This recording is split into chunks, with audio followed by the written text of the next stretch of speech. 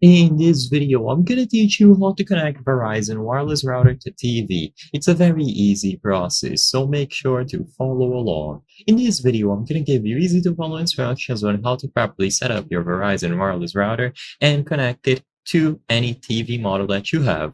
To do this, your TV will need to have capabilities to connect to Wi-Fi networks. So if it isn't a smart TV, most likely it will not be able to connect itself to the wireless Verizon router.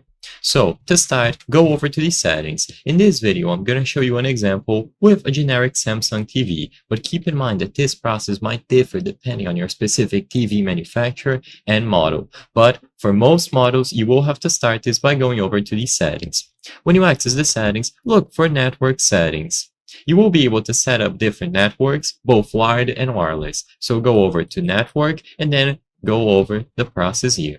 First, you will need to choose your network type. If it is set to wired, you will have to change it to wireless. Wired, you would be using a cable. This is actually recommended because you will be getting higher speeds, but if you want to use your Verizon router and connect it to your TV wirelessly, then you will have to change this. So choose this option and switch it to wireless.